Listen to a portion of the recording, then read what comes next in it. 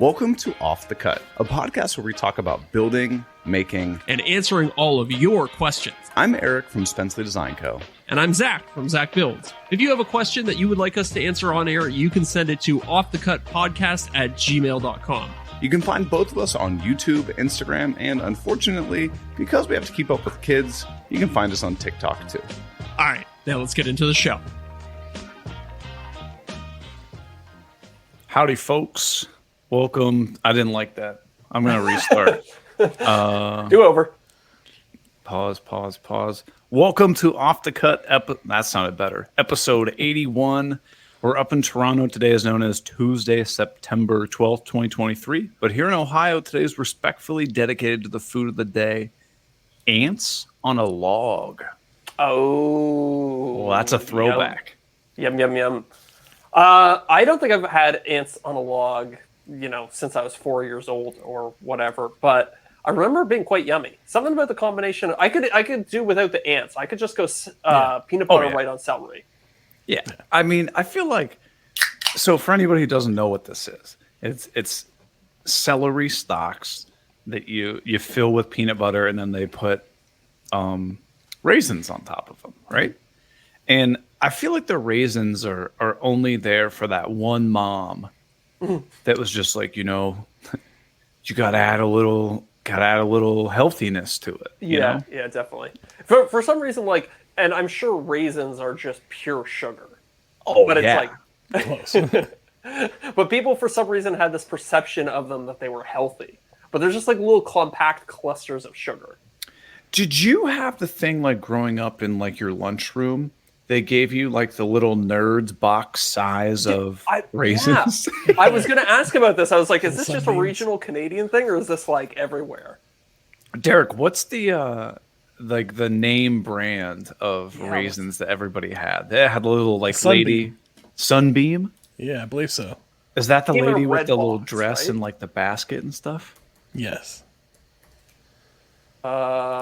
Sunmaid. Sunmaid, yeah, that's the one. Yeah. I love when things are universal like that. Like we all grew up thousands of miles or kilometers apart and we still had the same stupid raisins. So this is, I've always had, here's a conspiracy for you. I think that food lobbyists get in with the education programs. Oh, 100%. And are like Big Milk. Do you remember how big of a deal milk was? Like you couldn't get a school lunch without getting your little carton of milk. That's right. You know how much there must have been a boardroom meeting where all of the guys there and girls, but realistically it was guys because it was like the 90s and 80s. Yeah, it's late 80s. Right? Yeah. But they were probably all high-fiving like, yeah, we got the school board contract. That's like guaranteed sales ad infinitum, like forever. All right. They must have been so psyched on it. What other like weird things do you recall like every school having? So we had raisins. I guess that's a little weird. You had milk. The day you got chicken nuggets, mashed potatoes, and that roll, and you can make the little sandwich. Oh, that was the day yeah. School. Did you guys have like the book fair where they would come baby. with like a sheet and you would like select which books you get all the Goosebumps books and then they would be delivered like a couple weeks later? Yeah. Oh, it took forever.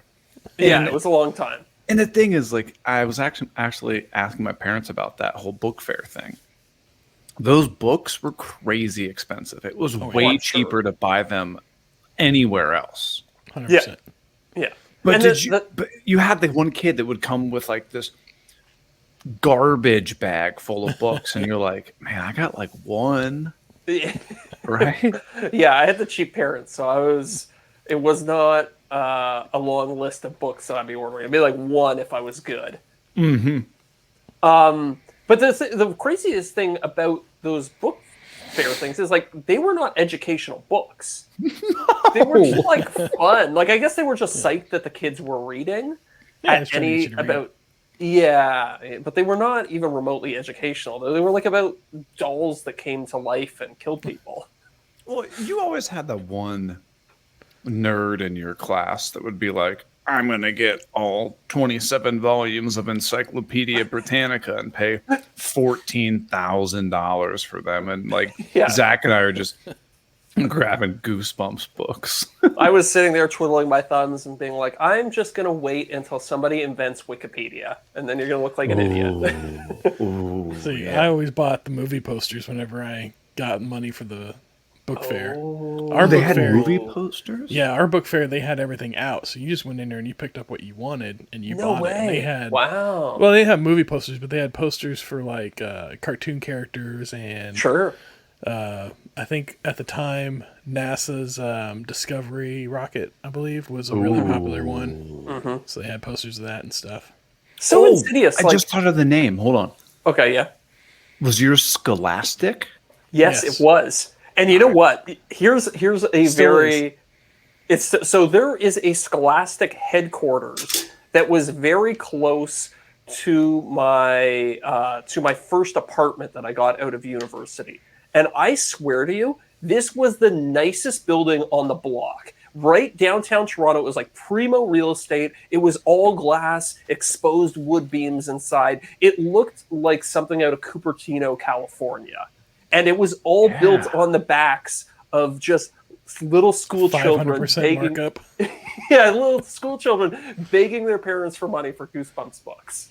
Well, I mean, it was the same thing with like, we've got, what's the big textbook manufacturer? Oh yeah, textbooks another big scam. McGraw something. Yeah, McGraw Hill, I think, right? Yeah. Or is that a country singer?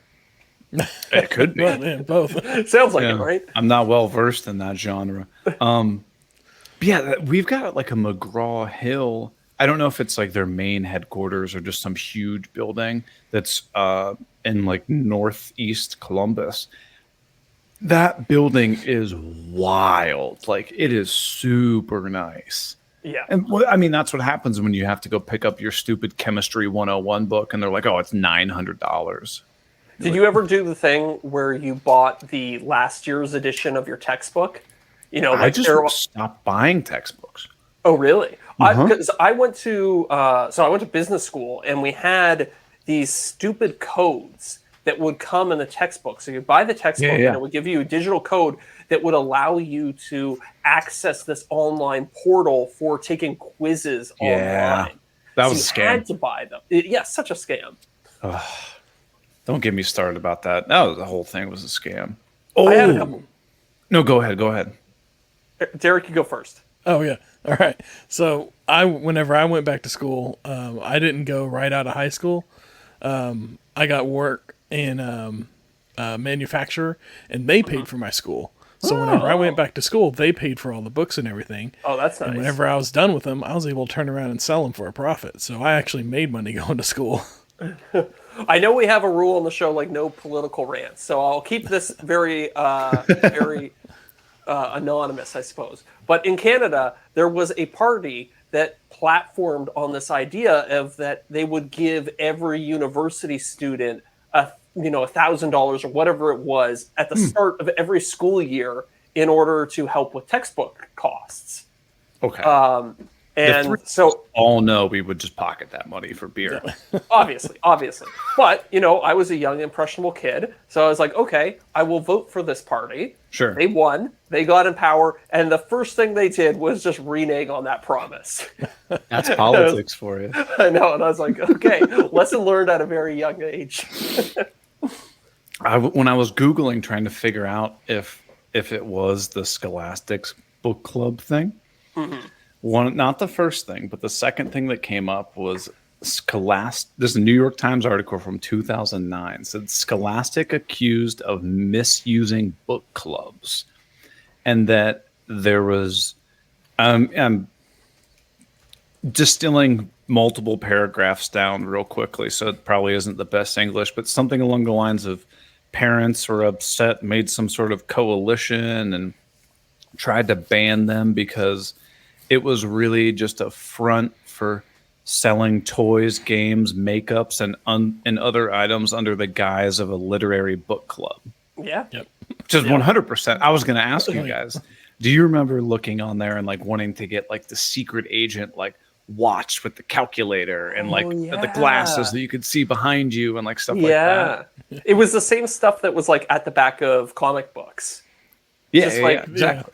Clearly didn't work, but it cost $5 and it cost 50. It cost the kid $5, but it cost 30 cents to make or whatever.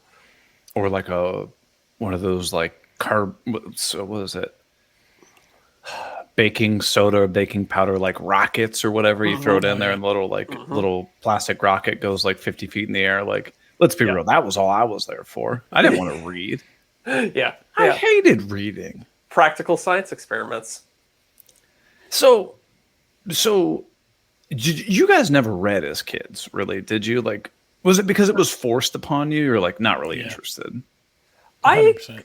I got like little spurts of reading. I think when I was young, I read like the first few Harry Potter books. And there were a few other kind of like fantasy-esque books that I got into. But, you know, from age 0 to 19, I probably read like 10 books of my own volition. Yeah. You would say that you've read more books in the last 2 to 3 years than you've read your entire childhood. Well, define read, because I'm an audiobook guy, right? That's what I mean. Yes. Yeah. Well, if you include audiobooks, oh yeah, I read easily a dozen books a year now. Because I get one audiobook every month and I always read it or listen to it. I definitely read more now too. And I gotta say, because she's gonna kill me if I don't, my grandma, she was a librarian and she encouraged us to read, and I did read for her. Okay. Although, you know what? There was a window. Do we include getting read bedtime stories as a child? Because that throws the number completely out the window. I don't really remember that as a kid. I'm not saying my parents didn't, but You don't remember Dr. Seuss? Not really. Okay. My parents didn't get me light up shoes. That's like tantamount to child abuse. That's what I say. I mean, I can't think of a lot of other things I can complain about, but I'm definitely going to complain about that one, and I still do. You could get light up shoes now. You're an adult. Do they make adult light up shoes? That for sure they do. And also, I don't know if you know this. I don't know if you know this, Eric, but you have a DIY YouTube channel. Yeah. You could potentially make your own light up shoes. Oh my! I can get a pair of, and I also never got Heelys. I can get a pair. I never got Heelys. Yeah. Of light up Heelys. Light up Heelys? Oh, they're youth sizes. Damn. Oh, you can get shoes just they about go anything now. They go up to 12 men's. 12 men's? I'm buying these. They're $80. Done. Now, if you No want to make the questions 80s, if you want to make the 80s child and you happy, I've seen recently they have Ninja Turtle shoes and Back to the Future and Ghostbusters shoes that you can get. Okay. No. I want to get a pair of the Reebok pumps, the ones with like the basketball on the tongue, and you could pump up the shoe a little bit. Do you know that those made a resurgence in Yeah. the hockey world in like 2010, 2015?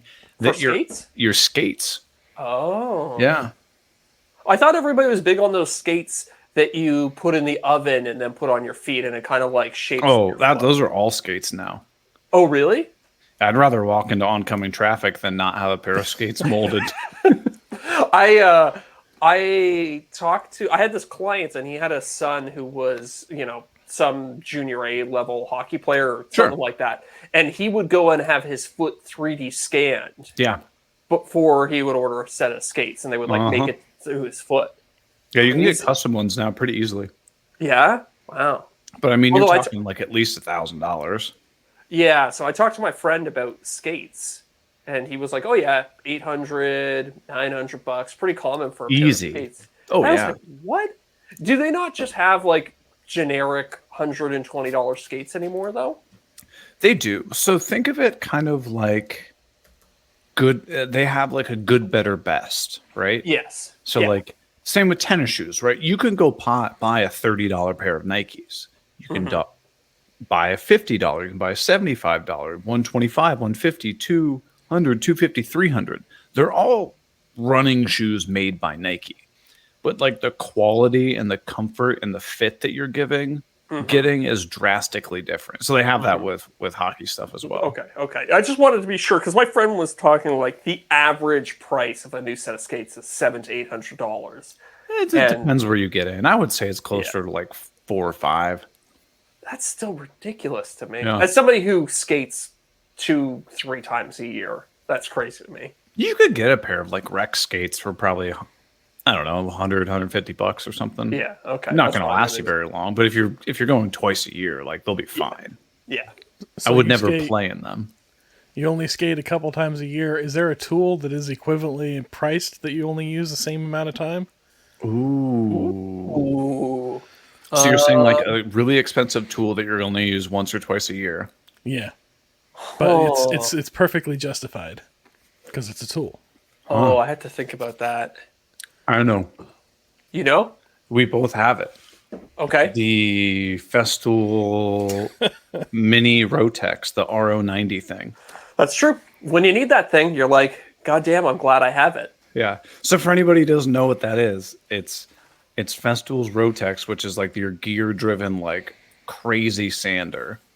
But the is it 2.5 or 3.5 inches? It's 30 millimeters. So yeah, that's like No, that's like 2.5 or 3 inches.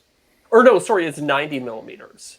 Oh, it's 90 the millimeters. Rotex 90, right? So that's Hold on, probably 3.5 inches. yeah, I think that's right. And it's $725 Canadian. I just pulled it up. We both have it, but like Yeah. that. So for anybody, that's like a sander that's like the size of like a jar of pickles, basically. Like think of like the. If we're gonna get into food analogies, it's basically like the cap of like a pickle jar cap. And you're thinking of this and you're like, I'm not paying $600-$700 for this thing. But when you need to sand something small, it is amazing. And it has another mode where you can put the little triangular attachment on it and like get into corners and like really tight spots. That's where it's paid off the $5.25 most American. for me. Yeah, is that triangle head? It can get into spots that no other sander can. So Right. yeah. The only equivalent I've ever seen is a oscillating multi-tool with like a little sander attachment, but we all know that's not very good. I'm going to go on the books and say that no one regularly actually uses a multi-tool to sand. No, you'd be crazy to. It's such a bad experience. I only ever use them to cut. Right. You only sand with it whenever you just need to blow through something, Yeah, and it's the only thing that can fit. There's no control. No. Yeah, the only time I would ever use it is if I didn't have access to my Rotex 90 in the shop and I desperately needed to sand something in a corner. Ooh, here's a question for you. Kind of going off of the using a multi-tool as a sander, which nobody does. Can you think of any other tools that flaunt capabilities that no one actually uses? Well, this is not a great answer to your question, but I probably went a good decade of using power tools before I really ever set the clutch on a drill. Oh, I thought I was a speed for the longest time. Everybody thinks it's speed, right? It's great when you have to assemble IKEA and you don't want to like blow apart the crappy fasteners you get. But even the one speed or the level 1 clutch, that's still too high. It's a lot of IKEA. Yeah, that's true. You need like a 0.5 setting. So, no, you make a good point about like the clutch on drills. I've got the Festool drill thing, one of the newer ones or whatever. It's like the super powerful one. Dude, it has 4 speeds. That's too many. I'm only using speed 1 when I want to go slow and speed 4 when I'm, give me everything you got. I'm never going to touch speed 2 and 3. I'm not even intelligent enough to know when I would need to use those speeds. I can't think of an application. Like either you want the lowest speed and a lot of torque, or you want the high speed because you just want to get it done quick. I can't think of a scenario where you would want the middle. Right. Yeah. Similarly, that blade adjustment on jigsaws, You know how you can kind of change the camber the of the angle, jigsaw yeah. blade ever so slightly? No, so okay, that's not actually what that is. No? Okay. Yeah. Hit me. Go ahead. Proceed with your Well, no, grievance. now I want to know the truth. Don't let me make an Okay. ass of myself in front of the audience. No, that's just to make Wrongly explain something. I'm gonna guess here. That's just to make a more aggressive or less aggressive cut. Am I wrong? You're on the right path. All right. Okay. So when it's set at 0 or perfectly 90, the blade just travels up and down. As the more like you tilt it backwards or whatever, what happens is it actually goes back and then forward. So it's in like a circular, like oscillating pattern. So what happens is it basically travels forward, takes a cut, then moves back, takes another cut, and like clears out a bunch of dust. It's much more aggressive and produces a lot more tear out. It's not going to give you as clean of cut, but it's substantially faster. Okay. Well, now I know. I have a reciprocating saw that has that same adjustment. Yeah. Either it can just go back and forth, or it can Yeah. kind of, do like a An ellipse. yeah, an ellipse. Yes. I was gonna say, I don't know what it's called. I don't have the terminology, but that bar of metal that connects the wheels on a train. You know, the kind of movement that thing makes. The chugga chugga chugga chugga. The chugga chugga chugga chugga. Yeah, Yeah. exactly. Yeah, Yeah. Oh, that could be a good title. yeah. The one where they go chugga chugga chugga chugga. I'm writing that one down. Well, you know who else doesn't know how to use a jigsaw? Patrons? Our returning top tier patrons. Oh yeah. We've got actually new this week, and he's in the live stream right now. Josh at Freedom Workshop upgraded to be a top tier patron. Oh wow! Thank you, Josh. Much appreciated. we appreciate it. So our returning top tier patrons are caulkers, as we like to call them. We've got Josh at Freedom Workshop, Brooke Appler at Grizzly Bear Woodworks, Dadu, who's also in the live chat as well. Yes, Luke sir. Schmidt, Corey Duvall. I want to give a shout out to Corey too. I've been asking him questions about scuba stuff, and he's helping me out. Jason Price at Priceless Pro Designs, Scott Eastman at Eastie's Woodshop, and of course, the Power Cocker, formerly known as Wes. Which I think there's something going on with Patreon, because we got a couple folks that like re-signed up. I wonder if people are getting like knocked out and then like joining back up, because I had it on my own Patreon as well. Yeah. Really? Well, top tier patrons, let us know. Yeah. Send us a message. And are you unsigning up and then re-signing, or something going on behind the scenes? I don't know. Patreon's That- about as stable as Facebook. Right. Yeah. And we treat ours well.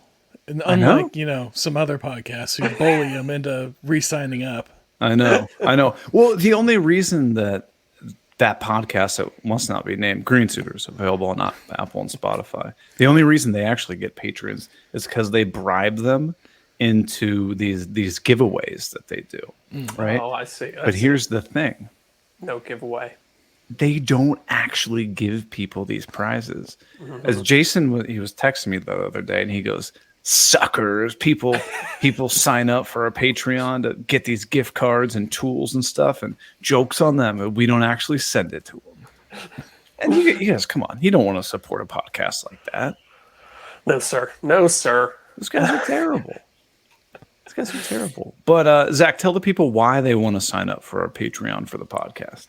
Well, first of all, if you sign up for the Patreon, you unlock the after show, Yeah, you which is another podcast in and of itself. We keep saying that we're going to do short ones, but as we were joking about before the show started today, we just go a full hour most of the time. Yeah. And it's spicier content than what you get in the main show. Right. You also get access, you unlock, if you will, There you go. the Discord server where you can chat. We got a lot of talented creators in there. There's different areas for different points of discussion. You can talk about, there's the dork dungeon where I like to hang out. That's all where we talk about like computers and stuff. There's a content creation room. There's project show and tell. There's all sorts of fun stuff going on there. And what else do they unlock? I mean, there's a whole bunch of perks and stuff. But we're talking about reworking those. Yeah, we are, and we want to hear people's feedback. We're in the works. We want to provide more value for people, and let's be honest. We want to make sure that we have more patrons in the Green Suiters podcast. Always important. Always important. It's like, I mean, it's a pretty low bar. Yes, it Their is. podcast it's abysmal at to say the least. But it is what it is. I cannot wait till my festival interview comes out and I just bash them. Did you do that this week? Oh yeah. Oh, nice. I think I did it last week. But That's when I talked to Sedge last week. okay, but it's not going to come out for a while. You said it might be like a few months before it comes out. Yeah, right? Lucy. Sorry, their social media girl who runs their page says that it's going to take Chris, who's like their video editor guy, probably a couple weeks or a couple months because he's super backlogged with all kinds of stuff. So I have no idea when it comes out, but You should tell him to do what we do, which is just not edit. I know. Lop the front off, lop the back off, post her up on the internet. Well, so they used to do it on Instagram Live, and I guess there was like a really bad delay where like somebody would say something and then there'd be like a 5-second pause and then somebody would respond, or people would constantly talk over one another. So they had to like really edit it out, and they just started it where they actually do it over Zoom and basically just like record the Zoom call. And it's way better and it's like way more natural because it's just like this. It's like I'm not seeing a million people's comments and like so-and-so joined, so-and-so left, the comment. Like it's a lot harder to have conversations with people. But Yeah. I mean, I don't know how much he has to edit, to be honest with you. There might be like compliance stuff if we accidentally said something we're not allowed to say, but like we didn't swear or anything. I mean, it's a big company's podcast, right? They're going to be a little bit more conservative than the three of us. Right. It was funny though, because I could bash the Green Suiters and then Sedge couldn't say anything. Just have to sit there and take it. Yeah, because he's not allowed to like. He has to basically, when he's the face of Festal, who he has to pretend like he has no other ties to other things, Yes. which I get, That makes right? sense. Yeah, totally. I get it. But yeah, that'll be coming out soon. But Nice. Well, I'm looking forward to it. yeah. So what have you been working on, Zach? Did you start that coffee table that we've been talking about for months? Oh, yeah, it's done. I actually finished editing the video. Yeah, it's been done for a while. I've been enjoying it. So I'm in this spot now where I have the video completely edited. Yeah. But I don't have a sponsor attached to it yet. So I'm kind of doing this Got thing a couple of like, of those. yeah, I'm like, should I post it without the sponsorship or should I wait? Because there's a couple contracts that are like in negotiation. Yeah. So I'm like, do I wait a week and then potentially get paid to do the video? Do I just put it out for free? I would put it out for free if I had like a set of plans or something to go with it. Yeah. But Yeah.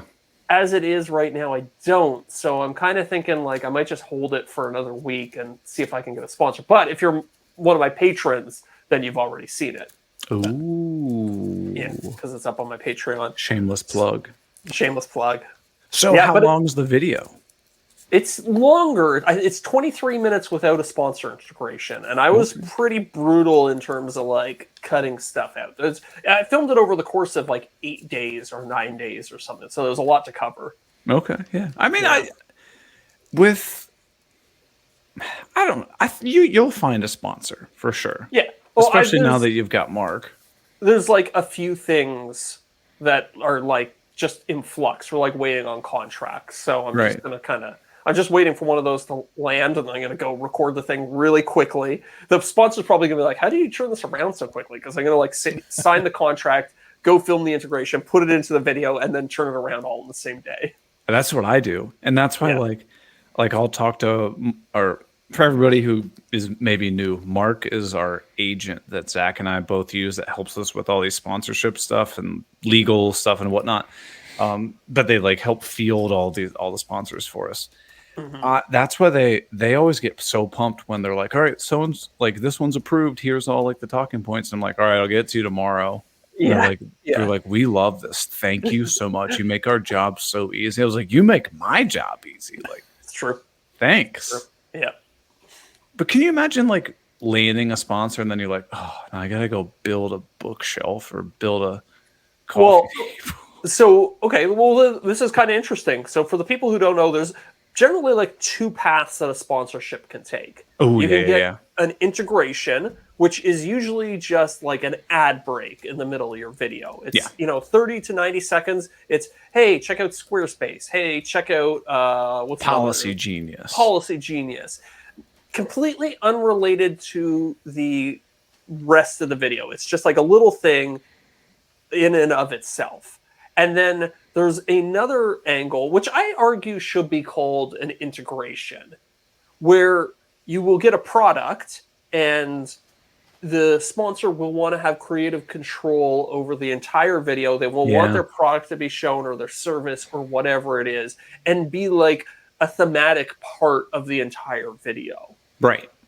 And those videos, there's no way. You basically have to wait until you have the contract and everything's all signed before you can ever start filming it. Whereas an integration, you can just kind of cut and put on top of an existing video or put it into an existing video. You could do what some people do when they're just like, so I was working on this, I was working on this, I was working on this. This video is sponsored by Policy Genius. And like they literally just land the ad read. They're just like, make the video 50% mark, drop it in right there. Mid-sentence. A lot of people do that. I've never actually seen like a hard most people try to do like some sort of like little transition.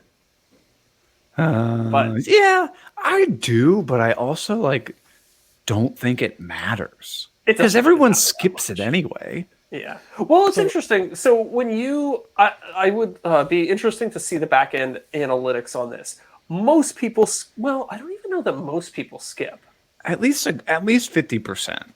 Probably in the range of 50% do skip any ad read or something like that. But it's not nobody. It's some people do watch it the whole way through. And I guess it depends how you're watching. Like a lot of the time I'll watch YouTube videos and I'll just like, I'll have my earbuds in and I'll be like cleaning the house. Right. And I have like the phone propped up on like a table somewhere. I'm just kind of like listening to it. So I wouldn't skip an ad if in that format. But if I'm sitting there at the computer, I'll probably skip through it.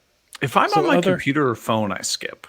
TV, no. I'm not. TV, no, remote. Yeah. True.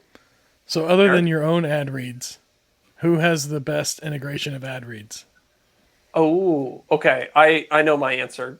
Do you know your answer, Eric? Jason from Bourbon Moth. Those are hilarious. I always want to watch those. Yeah, that's the best way. I would love to see what his retention graphs look like when he gets a sponsorship. Because if they're hilarious and people want to see them, then they're not going to skip them. So, yeah. I don't know. Who? Give me one. I don't know if you'll know him, but it's Internet Historian. It's like comedy videos about like things that I've seen a happen on the couple internet. of them. I don't frequent their stuff, but I've seen a couple. Yeah, he does really good, really funny. Same thing. They're funny, so you want to watch them. Right. So, Derek, you brought up a question earlier when we were chatting before we started about funny ads, right? Go ahead and tell us about that.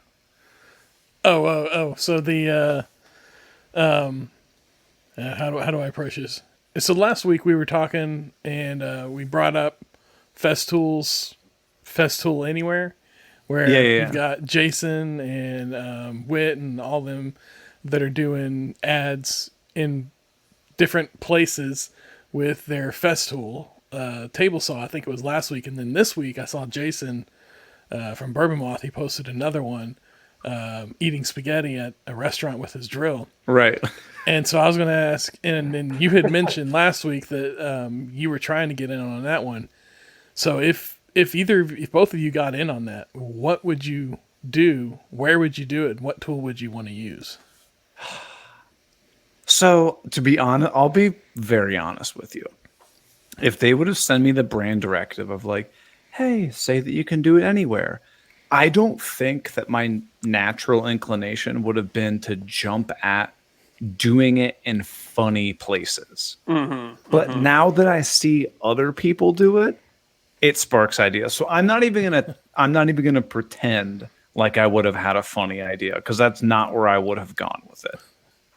Been more pragmatic. I think so. I have this pet peeve in my city of people who lit their yards grow out onto the sidewalk. You know, you're like walking down the sidewalk and you're dodging people's like overhanging tree branches and stuff like that. So I'd say give me the cordless reciprocating saw, and I would just go up and down my street and hack away at people's trees and bushes to clear the sidewalk. Do it like an infomercial, like, do you hate your neighbors' overgrown things? Yeah. And then you have to, like, goes black and white, and Zach's walking down the street and he's like, "God, my eye." Like, then you need Festool's newest recip saw. Cut all of your neighbors' trees down and they'll never even see you coming. And then Zach's just holding it, like, do like a Texas chainsaw thing where you're holding it up going like bzz, bzz, and then you go ha, ha, ha, ha, ha, ha. I would love that ad. Yeah. My problem is, like, the ads that I've had recently have been like life insurance, and it's like, yeah, that's not really one you can screw around with because of like legality issues, but I don't know. We'll see. I saw the guys, Jason Grissom was saying in the live chat that he likes what Brad Rodriguez does, where Brad will work on something and he will put his ad read in like picture-in-picture on screen. Yeah. And I like that. And I actually tried to get a couple brands to agree to that, but they were like, no, we want it to be like all about the, thing. I was like, more people will see the ad if you let me put something of relevance going on during the ad too. And they're like, no, it needs to be full screen. I was like, all right, you're lost. People are going to skip it. I bet now, though. I'm sorry, Derek. Go ahead. Oh, I was just agreeing. Yeah, there's a couple guys that do that. I've seen. Who else does that? Bob does it. Yeah, Bob does it, and what's his name from Make Stuff or Make Something? Chris? I Like to Make Stuff. Yeah, I think don't know what his name is. I like lives in my head is I Like to Make Stuff. Dave Picciuto. Yeah, Dave Picciuto. Yeah. Oh, okay. Well, Make Something. Make Something. Yeah. He's pretty much just. I feel like a lot of these YouTubers that have been there forever, like Dave Picciuto, only does Squarespace ads because he knows they're so damn easy and they will never decline an ad. Yeah. Like, he's probably not getting the most money in the world, but it's so easy. I had a couple, I think it was Squarespace. I might be speaking out of turn here, but I did a couple ads for them, and then the videos did pretty well, and they came back to me and they were like, hey, would you like to do a 12-month term? Where they basically, so I think a lot of guys will just take that security, like makes sense. You're probably leaving some money on the table, but not especially so easy. If you don't have an agent to negotiate things for you. It's just so simple. You're like, okay, like I know that I'm going to get X amount of dollars every month for these videos that I do. Yeah. But so going back to Derek's question, now that we've seen funny places. I guess you already answered it with the recip saw. Recip saw. I think I would almost lean into, but I don't know if they'd approve this. All right. So people are always like, yeah, saw stops. You can't cut hot dogs or something like that. I would do it at like a backyard barbecue where I just put a hot dog on there and I just start cutting a million hot dogs and then I would grill something up or whatever, maybe use the drill to like stir up some sauce and something like that and be like, oh, that's good. Yeah, you could do like a table saw. You could do like a whole cooking show where you made everything. Yeah, that's what I'm thinking. That's funny. You got to figure out how to integrate the domino in there too. Maybe get like a big pork roast and domino in some holes so you can stick the spices in. That would be funny to like make an entire meal with power tools, like take a loaf of bread and like run it through your table saw and stuff like that. Yeah, exactly. But, like, I mean, I'm never going to eat this. What's a blender other than just a drill in a different form factor? That's right. Right. Imagine having to clean them up afterwards. That would suck. For sure. That'd be like one of those, like if you had like a contractor table saw, you'd be like, all right, well, I'm going to throw this out, but first I'm going to cut some tomatoes on this. Have you ever seen those videos of the guys who take the contractor saw and they flip it upside down? They basically use it like a circular saw. Oh God! Oh my God! Scary. Yes. You can go around to different job sites with the Festool cordless table saw and just do cuts for people. Or they set people the do like up stacks on of plywood. Yeah. Oh yeah, the planer thing. Yeah. They'll set it up on one end and let it ride down. Yeah, true. Oh, that is too funny. Hey, guess what? And because the reason it made me think about this is Jason, I think it was Jason or Josh from Freedom Workshop said they're dogging me for like never getting in my shop and making something. Guess what I did this week? Not get in your shop? No. That's where you thought I was going to go. I actually started working on something new. Ooh, something big? No. Okay. Something small? Yeah, come on. Remember, I told you I made that crazy long media console, which again, people don't think exists. Still waiting for the video on that, but I guess it'll you're be a waiting for a while. sponsor. What else did I make that was big? Oh, the outfeed table, the workbench thing, the laminate one with the dog hole. Yeah. You're probably like, man, that was like 8 months ago, and you're absolutely right. But I was like, 3. all right, yeah, no more big projects right now. Okay. So one of the projects that pissed people off a lot was the chessboard that I built Yes. on YouTube. The price of the chessboard specifically. Exactly. It was the F off price. Yes. Right. And so I'm going to lean into that. And it's also something I actually kind of wanted to do. I'm going to make another chessboard, but just so it's not boring and just wood, I'm going to use the dark squares are going to be walnut and the light squares are going to be like a marbled, like epoxy. Oh, that's cool. Okay, so you're going to start with a big... Oh, no.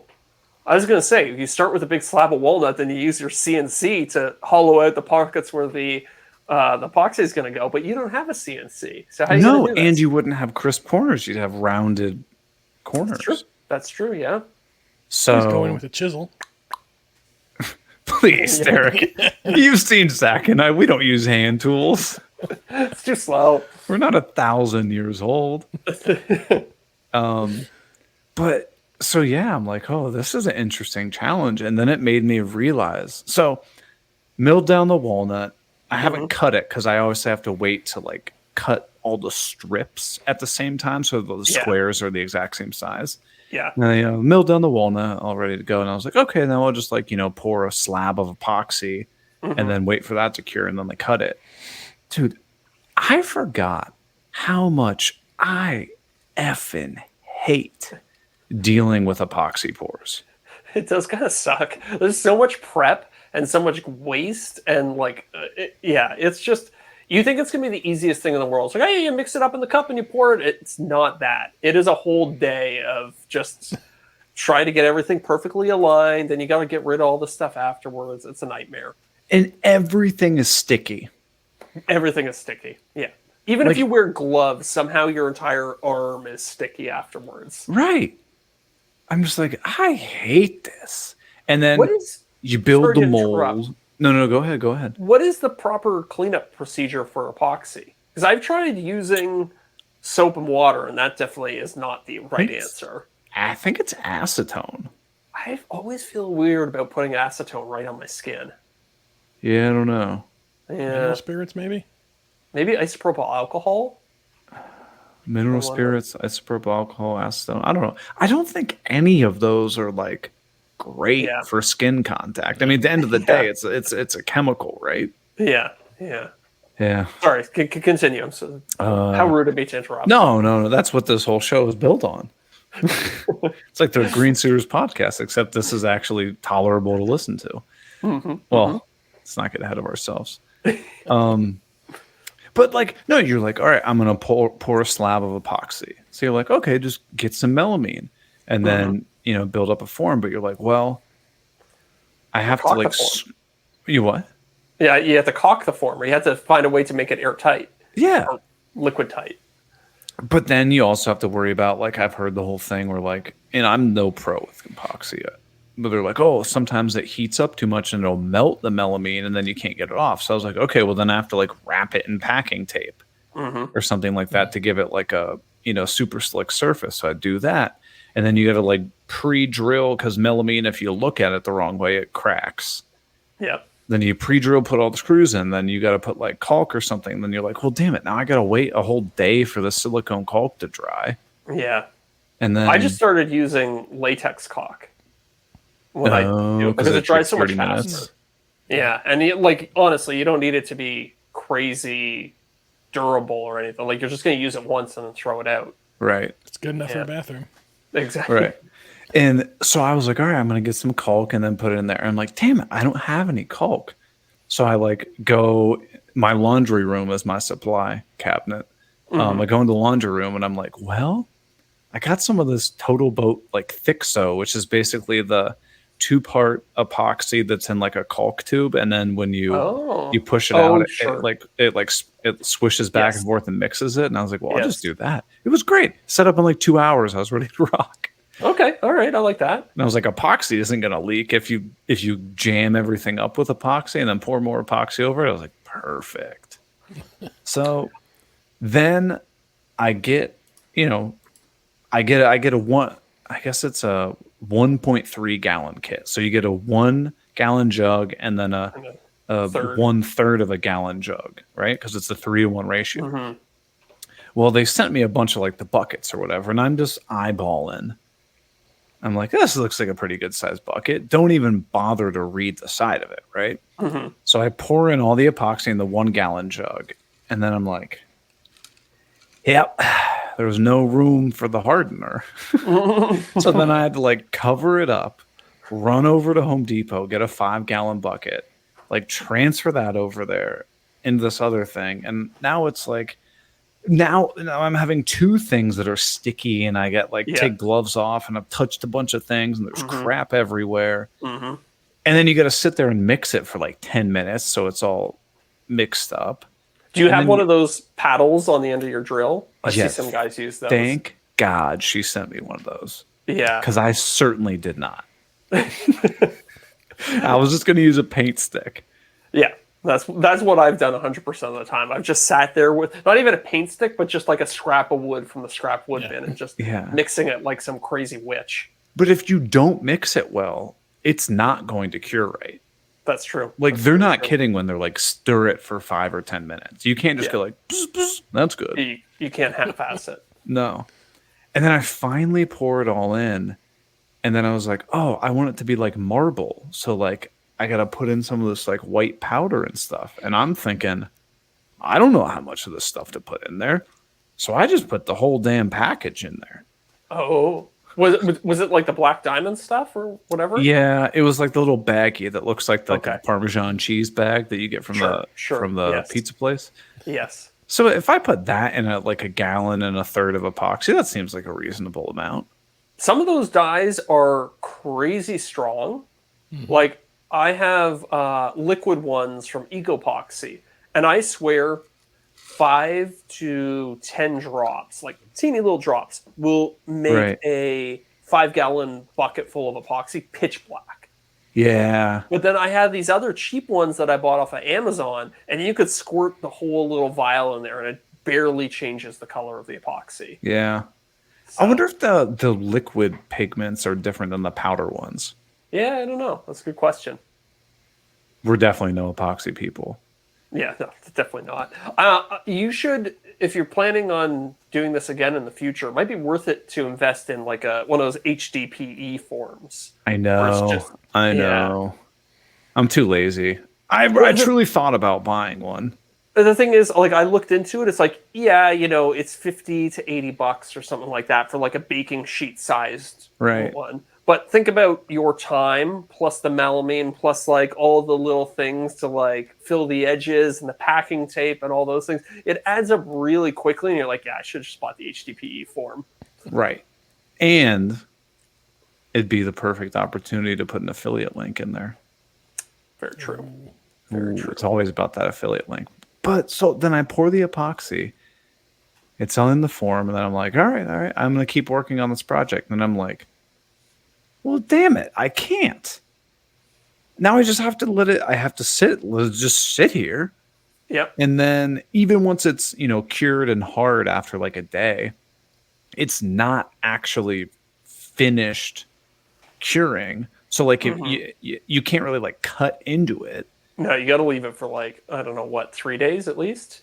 I think this full cure on this one was like 7 days or something, because it was the really deep pour stuff. So it has like no bubbles, and it's like basically like pouring water. Like it's not thick at all. But, I got to wait like a week or so to even do a damn thing with it. I hate epoxy, man. Yeah, epoxy's rough. But I do want to ask a question. Okay, shoot. Once I I cut it down on my strips or whatever, and then I have to like glue wood epoxy. Do I use like a quick setting epoxy or like a slow setting epoxy to bind it is going to be really thin. And I'm afraid it's going to like seep out of the gaps and possibly like make them just slide like crazy. Is there a way that you could organize them all so that they were in the grid? Yeah. And then you poured like a very thin layer on the backside? Ooh, that's that not a work, bad maybe? idea. But I worry. Because I'm making it like 1.5 inches thick to give myself tons of room to plane it down if it's not perfectly level and stuff. Yeah. I worry that what's happened to me a couple times is, especially if you use the thinner epoxy, it will like seep into the pores of the wood, and you'll get like these like striations in the wood where it's darker, and you can see like the epoxy very clearly seeped in there. Yeah, if that happens, I just won't take any close-ups. It's true. That's always an option. That is always an option as a YouTuber. It's not lying. It's just blissful leaving details out.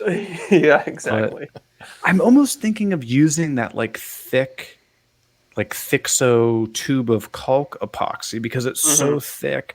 I can just kind of like rub the pieces back together, like back and forth, and then clamp them. But what are you going to do with the squeeze out?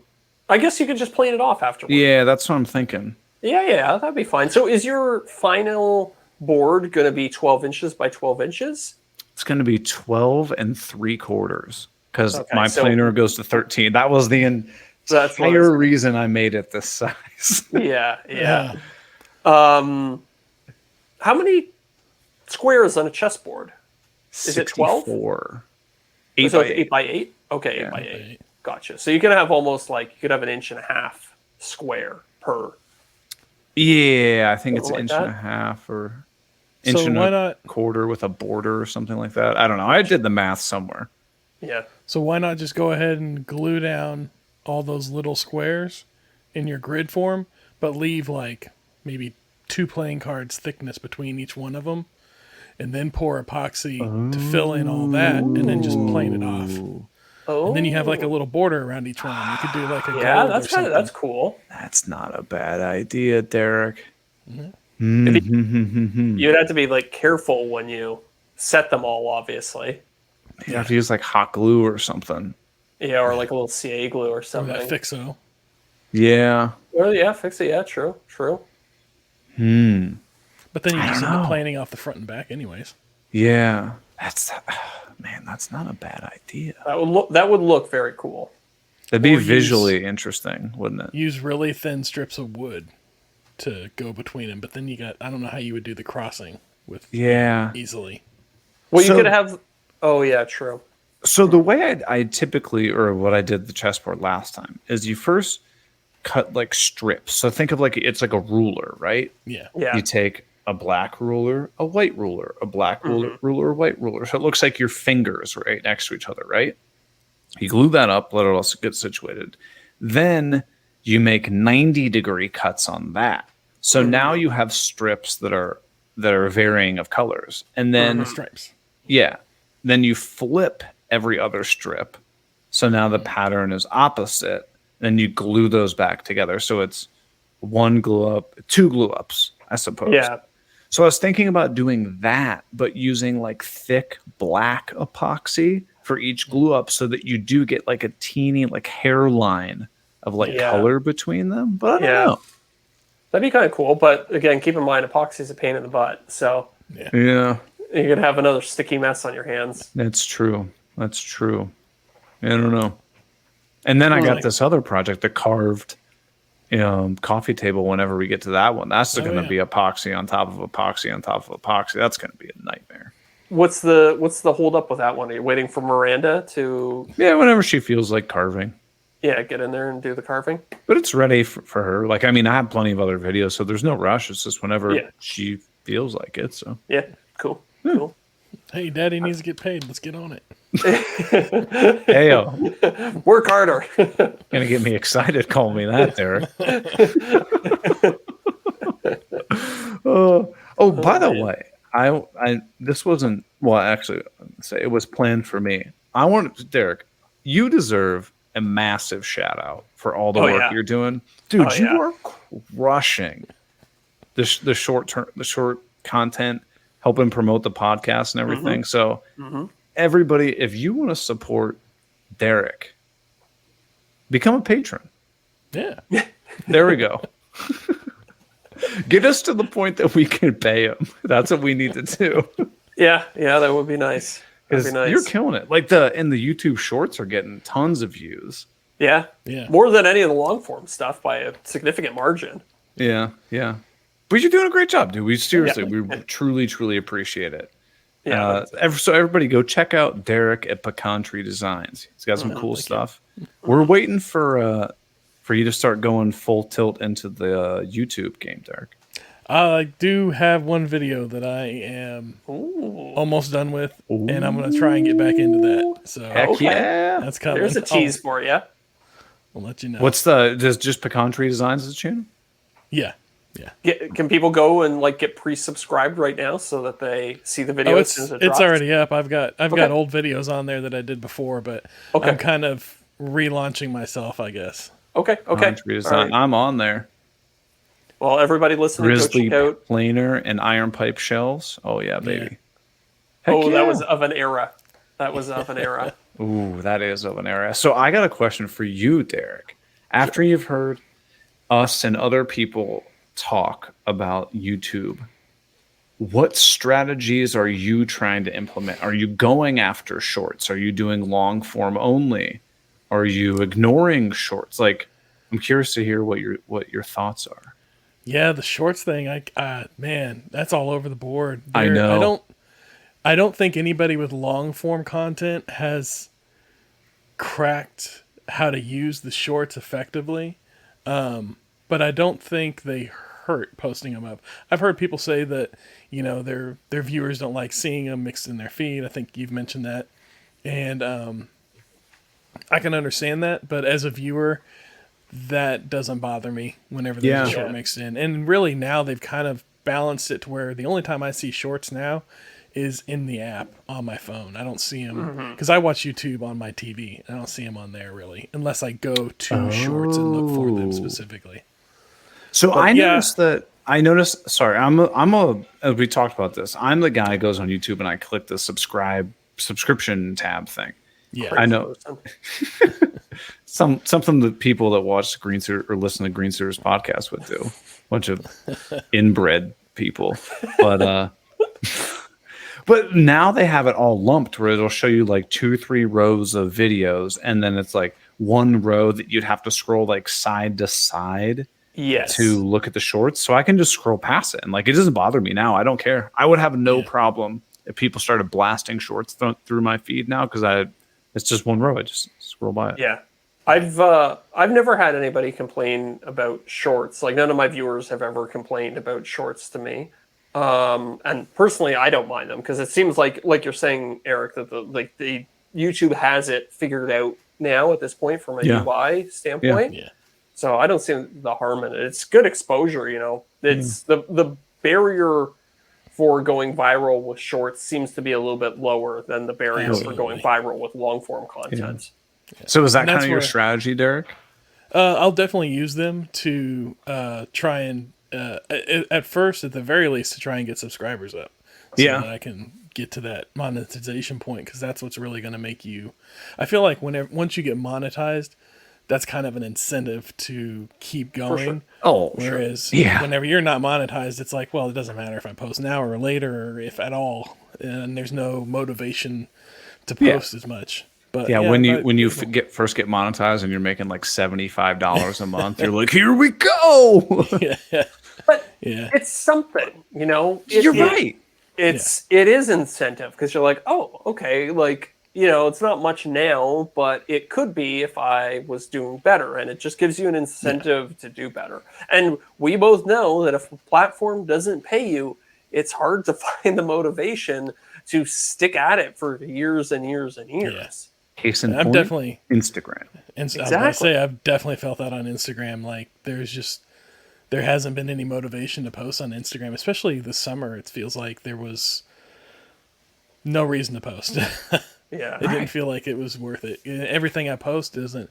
It seemed like before like May, I was getting more views on things, and then around May, June, things just dropped off, and it went from like thousands of views to hundreds, maybe dozens of views. Yeah.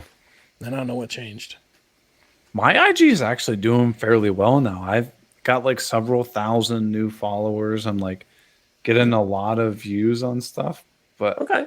I don't know. Maybe it's coming back, or I just got lucky. Like I'm getting like 30 to 100. I guess recently I've got like 30,000, 16, 32, 20, 12, 90, 7, 6, 11. So like, I mean, I used to barely crack with like 100 and something thousand followers on Instagram, like 5,000 views on a reel. So it's like, it's coming back a little bit, but like, to what accord? Like, it doesn't matter. Yeah. Get paid. Yeah. That's the thing I always come back to. It's like you can get all the views in the world and it still doesn't really matter. I mean, maybe you might get a brand sponsorship out of it, but I feel like the brand sponsorships on Instagram have dried up to a large degree because with this performance-based, kind of algorithmic, I don't know, proliferation of content or whatever, people see ads and they skip them. Like, it's almost impossible to have any sort of good watch duration on an ad. Right. So there's no incentive for advertisers to do like Instagram sponsorships. I would take an Instagram sponsorship all day. I don't care about putting out some stupid video and, getting paid a decent chunk of change. Like, just scroll right by it. Yeah. Like, but I think people scroll right by it, and I think advertisers know that, and thus the ad spends for Instagram have been really curtailed over the last couple of years. Yeah. No, I think you're 100% right. I think it's an overall just, I don't know. It's like Instagram kind of killed their own platform. Yeah. I mean, they did it with Facebook before Instagram, right? Hey, That's right. But grandparents are still using Facebook. It's the only reason I'm on there. Yeah. Your grandma's like, Derek, I want to see what you're doing. I think I see photos of the grandbabies.